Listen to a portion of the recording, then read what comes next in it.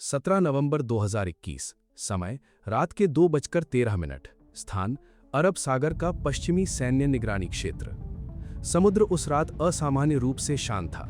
ऊपर आकाश में बादलों की मोटी परत चंद्रमा की रोशनी को निगल चुकी थी और नीचे हजारों वर्ग किलोमीटर तक फैले काले पानी पर केवल भारतीय नौसेना के कुछ निगरानी जहाज अपनी मौन उपस्थिति दर्ज करा रहे थे।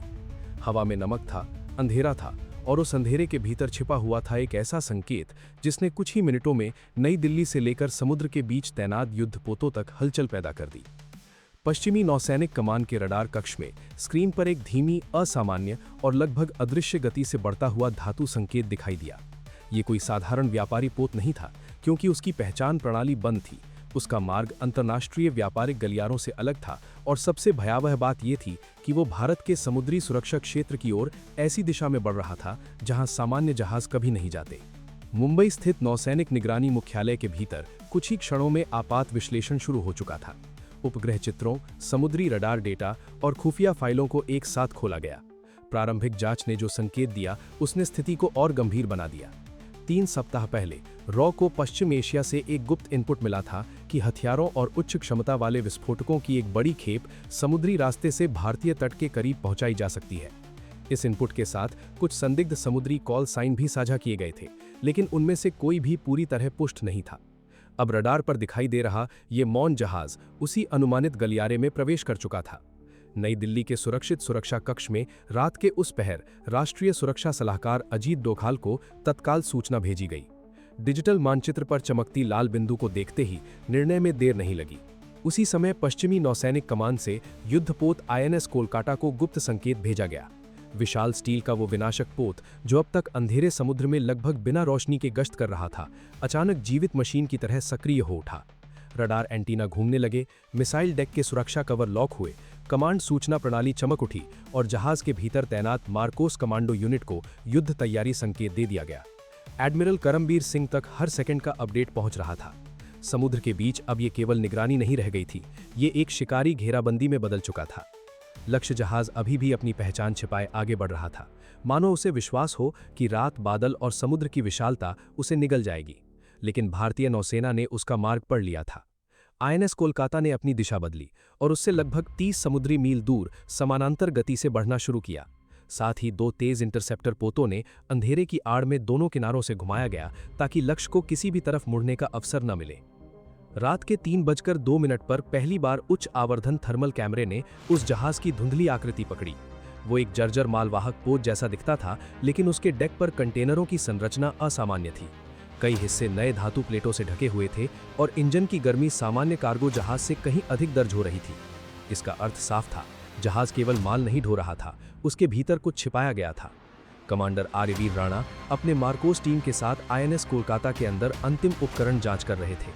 काले सामरिक वस्त्र, नाइट विजन, सप्रेस्ड हथियार, चुंबकीय चढ़ाई हुक और समुद्री संचार सेट। समुद्र की हवा अब ठंडी कम और भारी अधिक लग रही थी। भारतीय कमांड सिस्टम में एक ही उद्देश्य बार बार दोहराया जा रहा था, जहाज को डुबोना अंतिम विकल्प होगा, प्राथमिकता है जीवित पकड़ना और खेप जब्त करना। रात के 3:21 ऑपरेशन ब्लैक सील आधिकारिक रूप से सक्रिय कर दिया गया। ये नाम इसलिए चुना गया क्योंकि पूरी कार्रवाई को बिना किसी सार्वजनिक संकेत, बिना किसी रेडियो घोषणा और बिना किसी अंतर्राष्ट्रीय शोर के अंजाम देना था। आईएनएस कोलकाता ने दूरी घटाकर 10 मील कर दी। दूसरी ओर से इंटरसेप्टर पोतों ने अपनी रफ्तार बढ़ा दी। लक्ष्य जहाज को शायद पहली बार कुछ असामान्य आभास हुआ, क्योंकि उसकी दिशा अचानक दक्षिण पश्चिम की ओर मुड़ी। ये भागने का प्रयास था, लेकिन अब बहुत देर हो चुकी थी। भारतीय नौसेना के इलेक्ट्रॉनिक जैमर सक्रिय हुए और उसके संचार संकेत दबा दिए गए। उसी क्षण अंधेरे पानी को चीरती 2 कमांडो रबर बोटें समुद्र की सतह पर लगभग अदृश्य गति से आगे बढ़ी। उनमें बैठे मार्कोस सैनिकों के चेहरे केवल नाइट विजन की हरी चमक में दिख रहे थे। लहरें कम थीं, इंजन मौन मोड पर था और सामने वो संदिग्ध जहाज अब काली दीवार की तरह ऊंचा उठता जा रहा था। कमांडर आर्यवीर राणा ने अपने दस्ते के साथ जहाज के पिछले हिस्से तक पहुंचकर चुंबकीय हुक फेंके। कुछ ही सेकंड में भारतीय कमांडो लोहे की दीवार पर चढ़ रहे थे। ऊपर डेक पर विदेशी चालक दल के कुछ लोग भागते हुए दिखाई दिए, लेकिन तब तक बहुत देर हो चुकी थी। जहाज के चारों ओर भारतीय इंटरसेप्टर की सर्च लाइटें अचानक जल उठीं और समुद्र का अंधेरा चीरती सफेद किरणों ने पूरे दृश्य को युद्ध क्षेत्र में बदल दिया। सामने आईएनएस कोलकाता की विशाल आकृति एक स्टील के पर्वत की तरह खड़ी थी। जहाज घिर चुका था। मार्कोस टीम ने मिनटों में नियंत्रण कक्ष, इंजन सेक्शन और मध्य कार्गो होल्ड पर कब्जा जमा लिया। जब धातु कंटेनरों को काटा गया तो भीतर जो मिला उसने शुरुआती आशंका को वास्तविक खतरे में बदल दिया। उच्च ग्रेड विस्फोटक, असॉल्ट राइफलें, संचार उपकरण और ऐसे सैन्य डेटोनेशन मॉड्यूल जो किसी बड़े तटीय हमले में इस्तेमाल किए जा सकते थे। खेप इतनी बड़ी थी कि यदि वो भारतीय तट तक पहुंच जाती तो उसका प्रभाव केवल एक तस्करी नहीं बल्कि राष्ट्रीय सुरक्षा पर सीधा आघात होता। नई दिल्ली के सुरक्षित कक्ष में डिजिटल स्क्रीन पर हरे संकेत के साथ संदेश उभरा, लक्ष्य सुरक्षित, खेप जब्त, चालक दल हिरासत में। लेकिन इस सफलता के पीछे छिपी बेचैनी अभी समाप्त नहीं हुई थी, क्योंकि पूछताछ में मिले प्रारंभिक दस्तावेजों ने संकेत दिया कि ये केवल एक जहाज नहीं था। समुद्र के भीतर इसी मार्ग पर कई और छाया रूट सक्रिय थे। ऑपरेशन सील की फाइल अभी बंद नहीं हुई है। इसके अंदर ऐसे रहस्य दफन हैं जो पूरी दुनिया को हिला सकते हैं। अगर आप चाहते हैं इसका पार्ट 2, तो इस वीडियो पर 100 लाइक्स का टारगेट पूरा कर दीजिए। और ऐसी ही रहस्यमयी और खुफिया सच्चाइयों के लिए चैनल को सब्सक्राइब जरूर करें, क्योंकि यहां हर राज खुलता है सबूतों के साथ।